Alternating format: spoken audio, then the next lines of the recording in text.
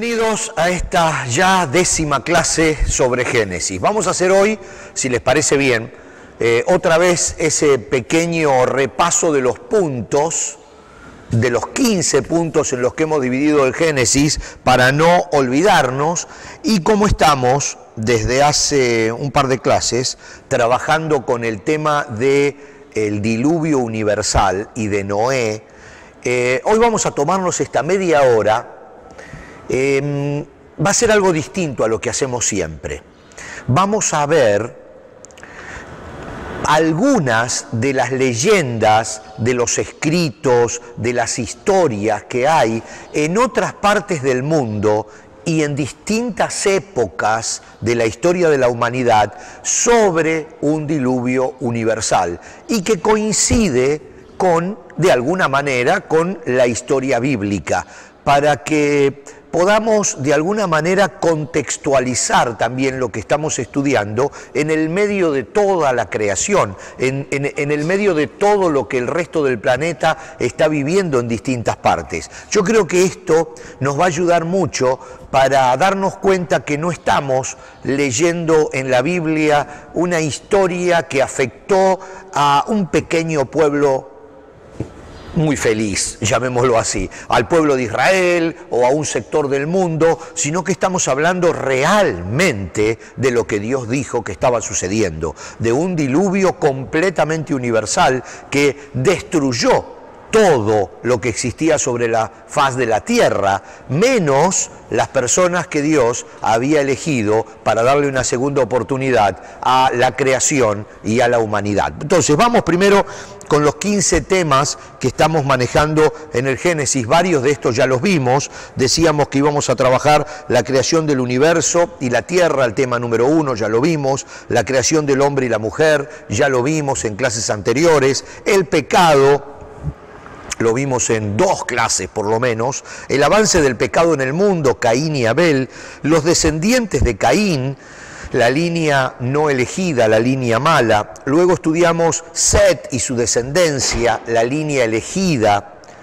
Luego hablamos acerca del mundo completamente descarriado que da como consecuencia la decisión de Dios de destruir todo lo creado y recomenzar, darle una nueva oportunidad desde cero a toda la creación que se había completamente degenerado con el diluvio universal, con Noé, con su familia. Y ahí estamos. Y como les decía, lo que queremos hacer hoy, porque ya vimos algunos detalles la clase pasada del arca, algunos detalles de la construcción, algunos detalles de cómo Dios fue guiando a Noé para que preparara el lugar físico para tener todas las especies de cada animal creado dentro del arca por todos esos días que estuvo lloviendo y todo ese tiempo luego que la tierra permaneció inundada hasta que finalmente se posó el arca en el monte Ararat. Creo que era Ararat. Entonces, bueno, ahora vamos a ver cómo distintas leyendas, historias, libros antiguos registran desde otros puntos de vista esto que sucedió. Por supuesto, contado también por los mismos descendientes, porque ninguno de los que escribe lo vivió, ya que el único que vivió esto fue Noé y su familia y los demás murieron. Pero vamos a ver, bueno, aquí teníamos todos los temas que siguen después de este, de Noé. El comienzo del pueblo judío, que ese es un tema muy, muy interesante. Vamos a ver Abraham, Isaac, Jacob, y uno de los hijos de Jacob, que es José en particular, que es con el que termina, con la historia de José, termina el Génesis. Todo esto es entusiasmante, es muy lindo, pero ya lo vamos a ver en su momento. Entonces ahora vamos a ver que existen quizás cientos de leyendas e historias acerca de un diluvio universal.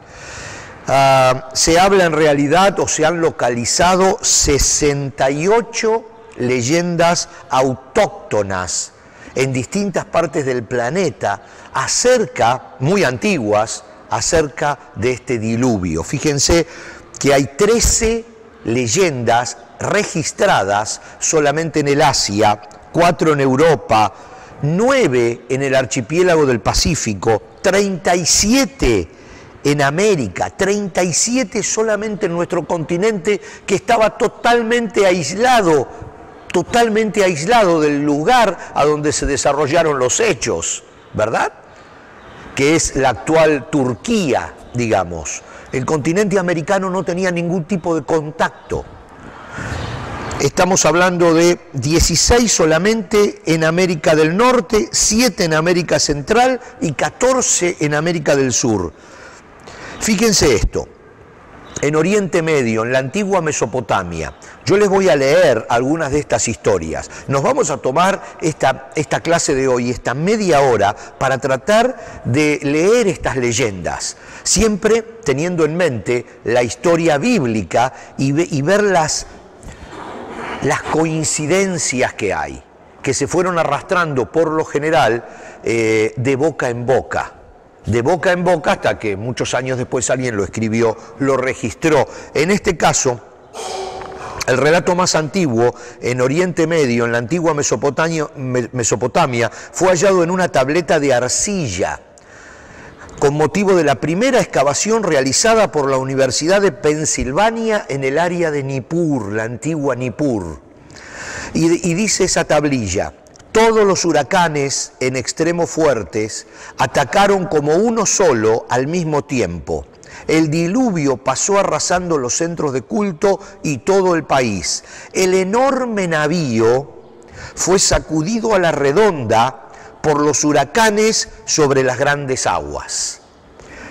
Fíjense, una leyenda escrita en una tablilla de arcilla enterrada en la antigua Nippur, en Oriente Medio. En Egipto, en el Libro de los Muertos, que es un escrito muy famoso, un escrito histórico muy importante, de los antiguos egipcios, el dios Atum, un dios egipcio, anuncia su intención de hacer perecer ahogados en las aguas del océano a toda la humanidad pervertida. Los únicos sobrevivientes son unas cuantas personas que han sido salvadas, dice el libro, en la barca de millones de años, que es la barca del Sol. Fíjense qué interesante cómo libros históricos encontrados confirman la historia bíblica. Y así podemos ir por cientos, no vamos a ir por cientos porque no nos tomaría una clase, sino nos tomaría varias clases, pero es emocionante cuando en otras de las clases hablábamos que imágenes satelitales han descubierto restos del ejército egipcio que siguió a los judíos a través del mar cuando el mar se cerró sobre ellos. Y entonces ahora han descubierto el lugar donde cruzó el pueblo de Israel, donde se abrió el mar, porque desde el satélite han descubierto imágenes de ruedas de carros egipcios. Cuando uno ve esas cosas que empiezan a confirmar la Biblia, a uno se le pone la piel de gallina, porque ya no es tanta la fe que se necesita. Ahora ya la ciencia, el avance de la ciencia, está probando las historias bíblicas. Y esto es algo que a uno nos llena de orgullo, porque dice uno, hasta hoy lo único que pude hacer era creer, pero ahora la misma ciencia que creó el hombre, la misma ciencia, de alguna manera está trabajando en confirmar la verdad bíblica. Así que por eso quería aprovechar esta media hora, la clase de hoy, y poder compartir estas cosas tan interesantes. Fíjense en Gales, una leyenda galesa. Gales es una península en el centro oeste de Gran Bretaña. Acá lo tenemos todo en la pantalla. Hace mucho tiempo, dice esa leyenda, el lago Lion se desbordó e inundó todas las tierras, de manera que todos los hombres se ahogaron, menos Duifan Duifach, quienes escaparon en una barca sin mástil y repoblaron la tierra de Pridaín. Fíjense qué detalle esta leyenda. Se escaparon en una barca sin mástil. Por supuesto, si no tiene mástil, no tiene velas. ¿Recuerdan lo que hablábamos nosotros acerca del arca? Que era movida por los vientos de un lado para el otro. Era un cajón de madera sin velas y sin timón. No había nadie que la condujera. Simplemente se movía sobre las aguas hasta que finalmente se posó sobre un monte cuando las aguas bajaron. Dice, el barco, fíjense lo que dice esta leyenda galesa, el barco contenía también un macho y una hembra de todas las especies de criaturas vivientes, de manera que tras el diluvio los animales pudieron propagar sus diversas especies y repoblar el mundo. Fíjense si no parece directamente copiado de la Biblia, pero son lugares tan distantes del mundo, que no había una relación, no había forma de comunicarlo. Simplemente las generaciones que se fueron esparciendo después del diluvio, comenzaron a contar esto de distintas maneras y fueron naciendo estas leyendas en los distintos lugares del mundo donde esas civilizaciones comenzaban a reproducirse. Ya vamos a hablar, posiblemente en la clase que viene, acerca de los hijos de Noé y cómo fueron poblando las distintas partes del planeta. Sumatra, una isla del sureste asiático, en el Océano Índico. Los bataks de Sumatra cuentan que cuando la tierra se volvió vieja y sucia, el creador, al que ellos llamaban Devata, envió una inundación que hizo desaparecer a todo ser viviente. Estamos hablando de Sumatra. India, en las escrituras védicas, un escrito realmente, como decíamos recién cuando hablábamos del libro de los muertos de los egipcios, esto es algo histórico, comprobado, muy serio, muy importante. Dice, en las escrituras védicas de la India encontramos a un rey llamado, no sé cómo se pronuncia, Svayambhuva Manu. Suerte que lo llamaron Manu. Es como para decir esto, tu nombre es impronunciable, vamos a llamarlo Manu. Dice que fue avisado del diluvio por una encarnación de Vishnu. Vishnu es un dios hinduista, en forma de un gigantesco pez llamado Matsya. Matsya arrastró el barco de Manu, de ese rey, y lo salvó de la destrucción. Dicen las escrituras védicas que el diluvio hindú fue devastador, ya que el agua no provenía de las nubes de ese planeta, sino que se trataba de una creciente del océano que se encuentra en el fondo del universo.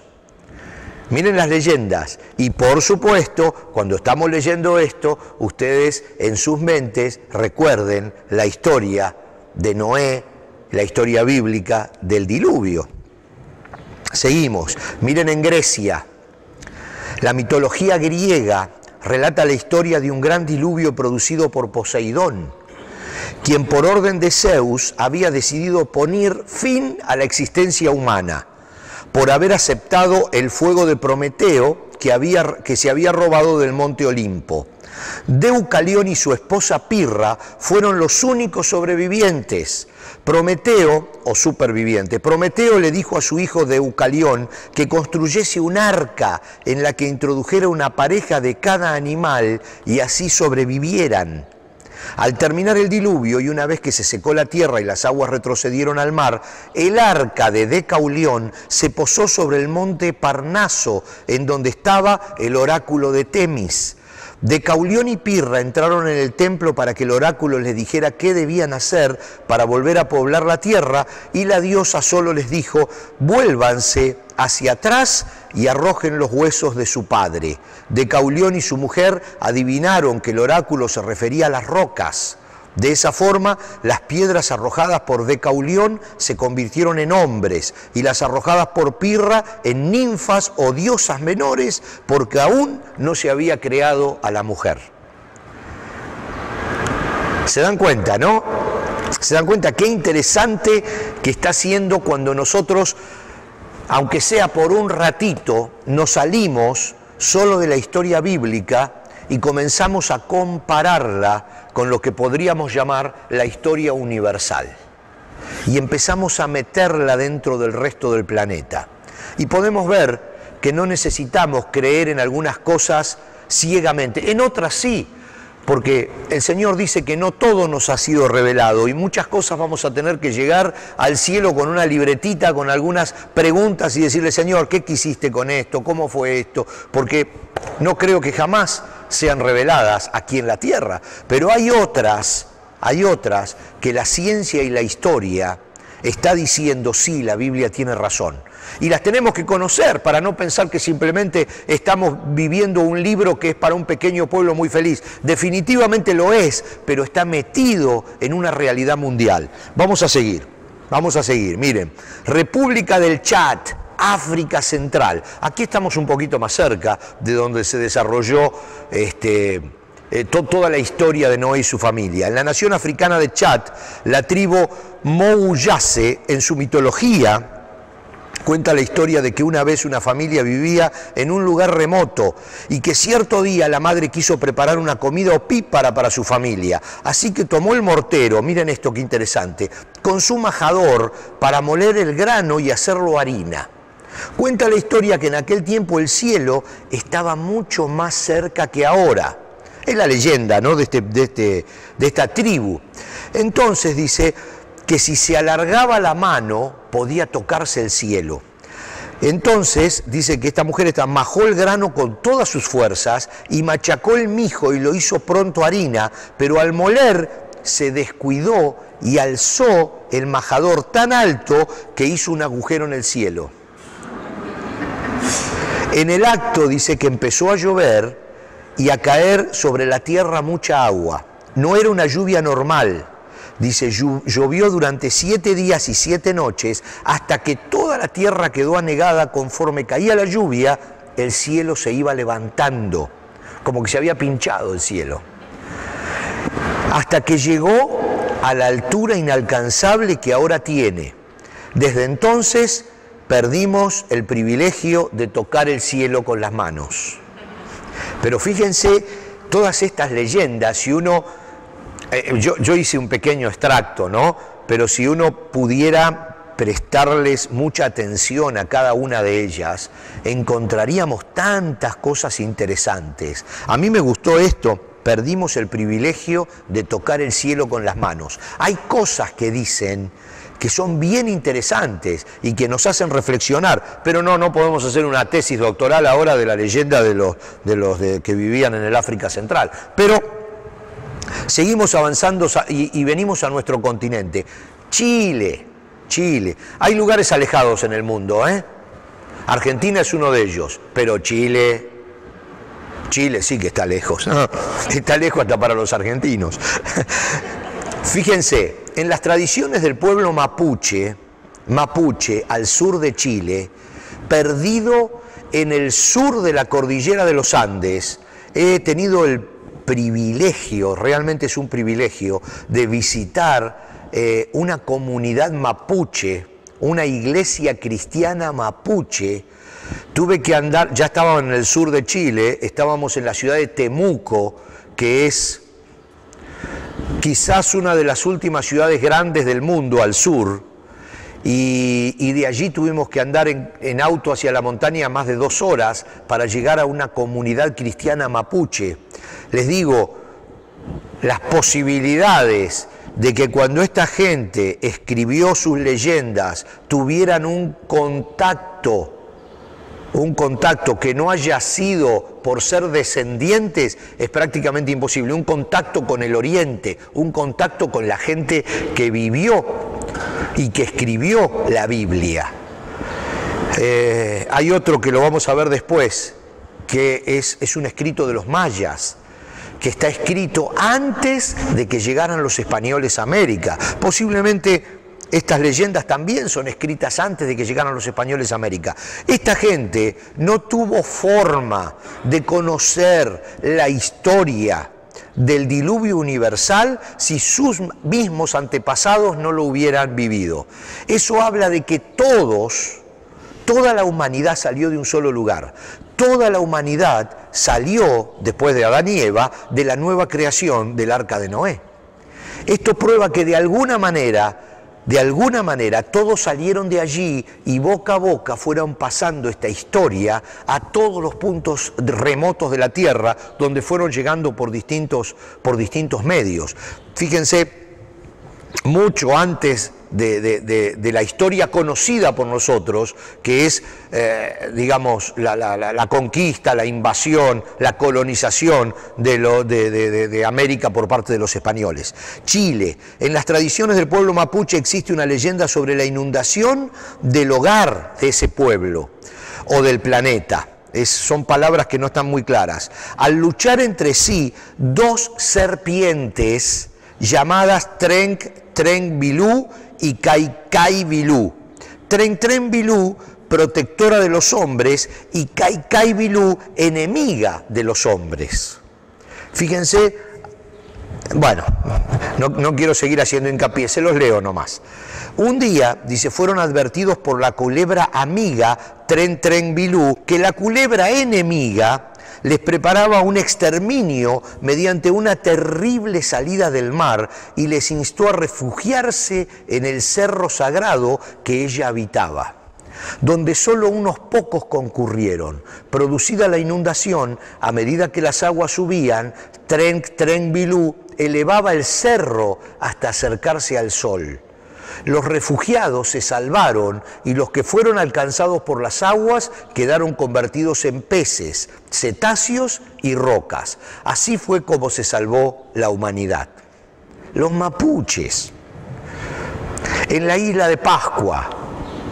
La isla de Pascua está en el medio del Océano Pacífico, tan al sur, pero tan al sur, que casi está cerca del polo. Pertenece la isla de Pascua oficialmente a Chile, pero está lejísimo de Chile, en el medio del Pacífico. La tradición del pueblo de la isla de Pascua dice que sus ancestros llegaron a la isla escapando de la inundación de un mítico continente o isla llamada Jiva o Iva. Maya, los mayas en Centroamérica. En la mitología del pueblo maya se relata la historia de un diluvio enviado por el dios Huracán. Este está así cortito, pero ese es un libro que yo incluso ya lo mencioné alguna vez.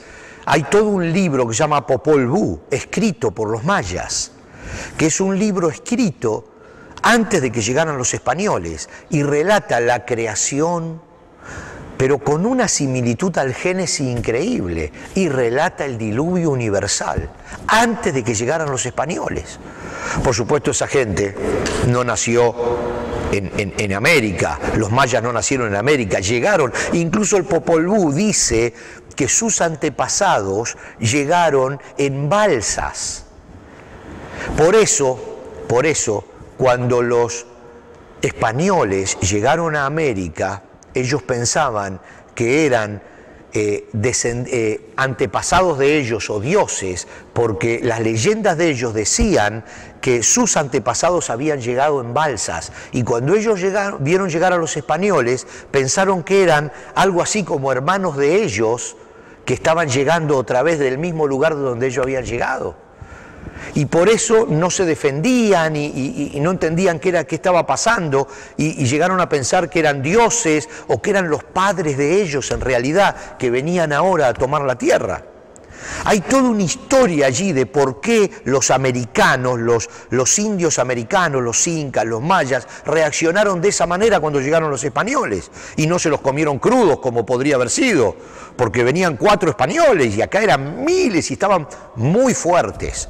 Era porque ellos habían llegado alguna vez de la misma manera a América y pensaban que eran sus padres que estaban viniendo del mismo lugar. Y está escrito todo eso.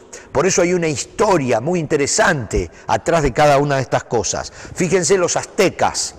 En el manuscrito azteca llamado Códice Borgia, que es también muy famoso, que es un plegado de madera de biombo de piel de venado que consta de 78 páginas, formando una sola tira de 10 metros, se encuentra la leyenda acerca del origen, y dice lo siguiente: mucho antes de que el sol brillara, cuando la tierra estaba cubierta por las aguas, una pareja divina del dios culebra, de león, y la diosa culebra de tigre, tuvieron 2 hijos, se multiplicaron y fueron destruidos por un gran diluvio.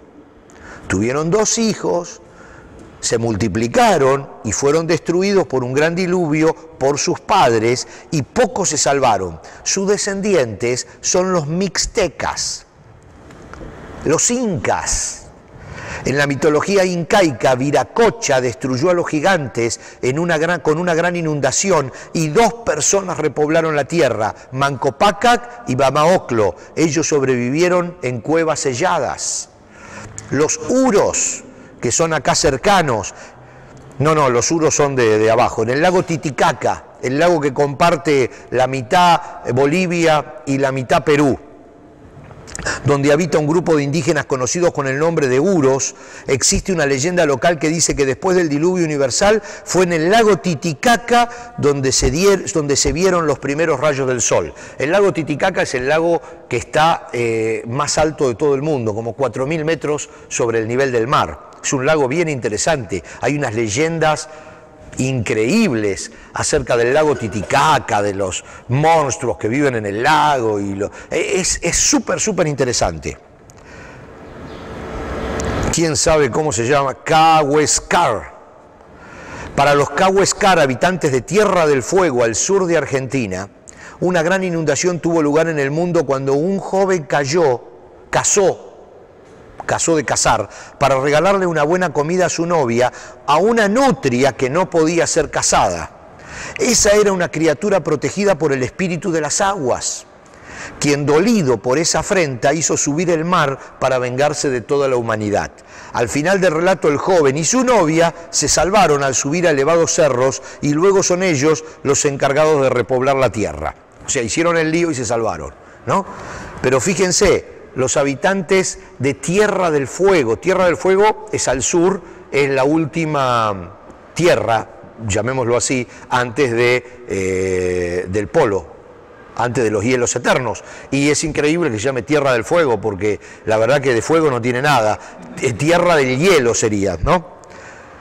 Este es el que está cerca, los taínos. Acá en San Juan de Puerto Rico, dice, son jeroglíficos encontrados en San Juan, Puerto Rico, y indican que Yuquillu, un dios taíno, creó una gran inundación, y se dice que se salvaron gracias a que se albergaron en el bosque fluvial del Yunque. Si hay algún puertorriqueño aquí, sabe bien, nosotros tuvimos también el privilegio de conocerlo, es hermoso, y allí dice estos jeroglíficos encontrados que se salvaron los únicos sobre cada uno, por supuesto, cada pueblo. Acuérdense que esto es comunicación verbal, o sea, acá no hay nada escrito, fueron escribiendo durante generaciones y generaciones y generaciones algo que los padres le iban contando a los hijos, hasta que al final alguien lo escribe.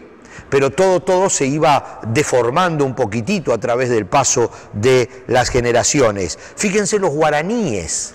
Y ya estamos por terminar. Fíjense los guaraníes son los indios que viven en el Paraguay.